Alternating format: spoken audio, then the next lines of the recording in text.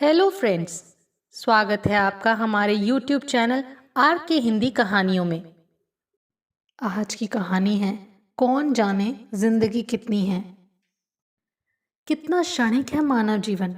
अगर मनुष्य जीवन का ये सार जान ले तो व्यर्थ की पीड़ा द्वेष में अपने आज का सुख चैन नहीं गवाए। कितनी चिंता रहती थी वीना को अपने घर की, बच्चों की, लेकिन न वो न कोई और जानता था कि जिस कल की वो चिंता कर रही है वो कल उसके सामने आएगा ही नहीं। घर में मरघट सी चुप्पी थी। सब कुछ खत्म हो चुका था। अभी कुछ पल पहले जो थी अब वो नहीं थी। कुछ भी तो नहीं हुआ था। बस जरा सा दिल घबराया और कहानी खत्म। क्या हो गया बीना को? अरे अभी तो भली चंगी थी। सबके होठों पर यही वाक्य थे। जाने वाली मेरी प्यारी सखी थी और एक बहुत अच्छी इंसान भी। ना कोई तकलीफ ना कोई बीमारी। कल शाम ही तो हम बाजार से लंबी चौड़ी खरीदारी करके लौटे थे।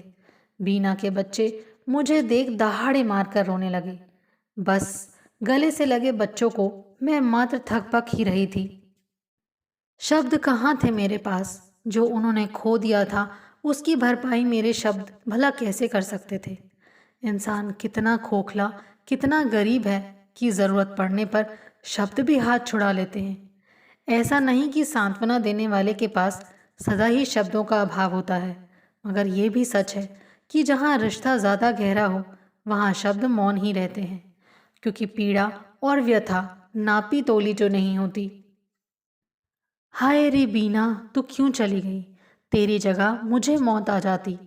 मुझ बुढ़िया की ज़रूरत नहीं थी यहाँ। मेरे बेटे का घर उजाड़ कर कहाँ चली गई रे बीना?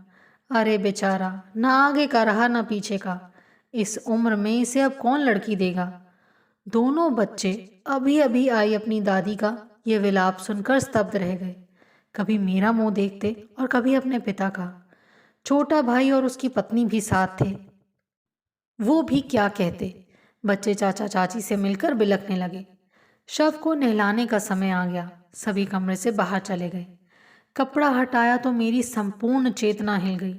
बीना उन्हीं कपड़ों में थी जो कल बाजार जाते हुए पहने थी। अरे इस नई साड़ी की बारी ही नहीं आ रही। आज चाहे बारिश आए या आंधी। अब तुम ये मत कह देना कि इतनी सुंदर साड़ी मत पहनो, कहीं रिक्शा में ना फंस जाए।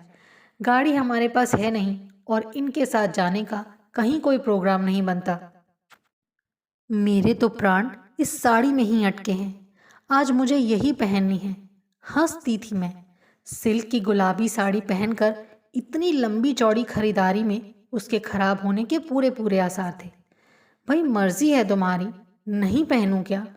अगले पल बीना खुद ही बोली थी, वैसे तो मुझे इसे नहीं पहनना चाहिए। चौड़े बाजार में तो कीचड़ भी बहुत होता है, कहीं कोई दाग लग गया तो। कोई सिंथेटिक साड़ी पहन लो ना बाबा। क्यों इतनी सुंदर साड़ी का सत्यानाश करने पर तुली हो? अगले हफ्ते मेरे घर में किटी पार्टी है और उसमें तुम मेहमान बनकर आने वाली हो, तब इसे पहन लेना। तब तो तुम्हारी रसोई मुझे संभालनी होगी। घी तेल का दाग लग गया तो? किस्सा ये कि गुलाबी साड़ी ना पहनकर बीना ने वही साड़ी पहन ली जो अभी उसके शव पर थी। सच में गुलाबी साड़ी वो नहीं पहन पाई। दाह संस्कार हो गया और धीरे धीरे चौथा और फिर 13वीं भी। मैं हर रोज वहां जाती रही। बीना द्वारा संजोया घर उसके बिना सूना और उदास था। ऐसा लगता जैसे कोई चुपचाप उठकर चला गया है और उम्मीद सी लगती कि अभी रसोई से निकल कर बीना चली आएगी। बच्चों को चाय नाश्ता पूछेगी, पढ़ने को कहेगी, टीवी बंद करने को कहेगी। क्या क्या चिंता रहती थी बीना को। पल भर को भी अपना घर छोड़ना उसे कठिन लगता था। कहती कि मेरे बिना सब अस्त व्यस्त हो जाता है। और अब देखो कितना समय हो गया है। वहीं है वो घर और चल रहा है उसके बिना भी। एक शाम बीना के पति हमारे घर चले आए। परेशान थे। कुछ रुपयों की ज़रूरत आ पड़ी थी उन्हें। बीना के मरने पर और उसके बाद आया गया इतना रहा कि पूरी तनख्वाह और कुछ उनके पास जो होगा सब समाप्त हो चुका था। अभी नई तनख्वाह आने में समय था। मेरे पति ने मेरी तरफ देखा। सहसा मुझे याद आया कि अभी कुछ दिन पहले ही बीना ने मुझे बताया था कि उसके पास 20,000 रुपये जमा हो चुके हैं। जिन्हें वो बैंक में फिक्स डिपॉजिट करना चाहती है। रो पड़ी मैं बीना की कही हुई बातों को याद करके। मुझे किसी के आगे हाथ फैलाना अच्छा नहीं लगता।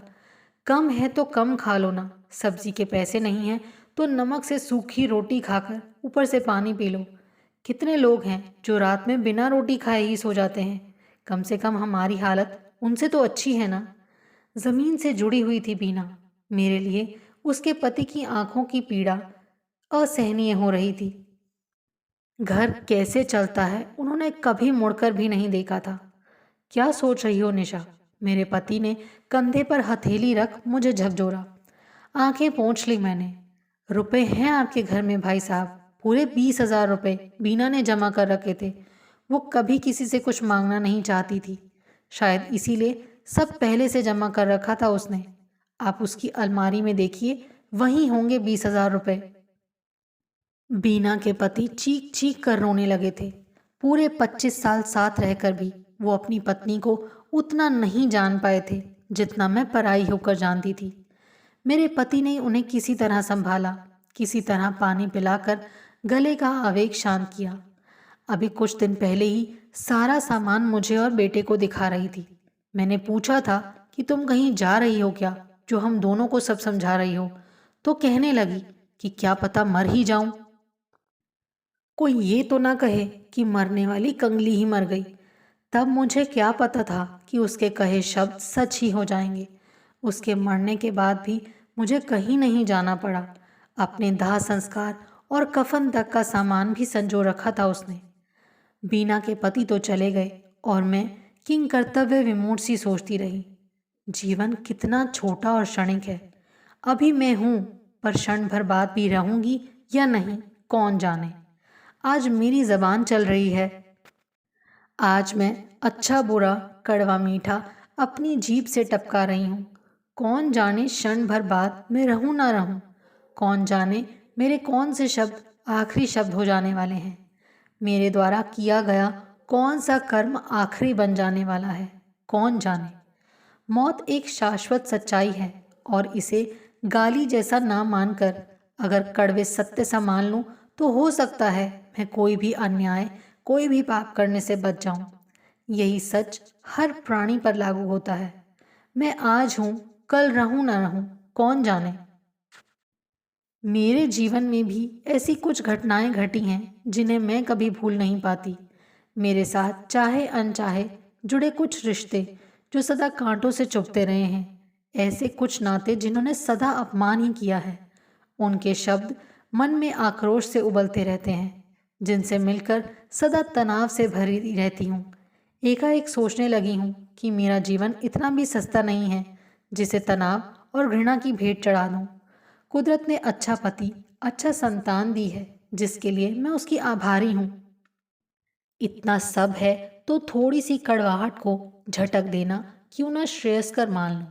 क्यों ना हाथ झाड़ दूं तनाव से। क्यों ना स्वयं को आक्रोश और तनाव से मुक्त कर लूं। जो मिला है उसी का सुख क्यों ना मनाऊं। क्यों व्यर्थ पीड़ा में अपने सुख चैन का नाश करूं। प्रकृति ने इतनी नेमतें प्रदान की हैं तो क्यों ना जरा सी कड़वाहट भी सर आंखों पर ले लूं। क्यों ना क्षमा कर दूं उन्हें जिन्होंने मुझे कभी प्यार ही नहीं किया और मैंने उन्हें तत्काल क्षमा कर दिया बिना एक भी क्षण गंवाए। क्योंकि जीवन क्षणिक है ना। मैं अभी हूं, क्षण भर बाद रहूं ना रहूं, कौन जाने। आपको हमारी ये कहानी कैसी लगी, प्लीज़ कमेंट करके ज़रूर बताइए। अगर आप इस चैनल पर नए हैं तो इसे सब्सक्राइब करें और शेयर करें। Thank you.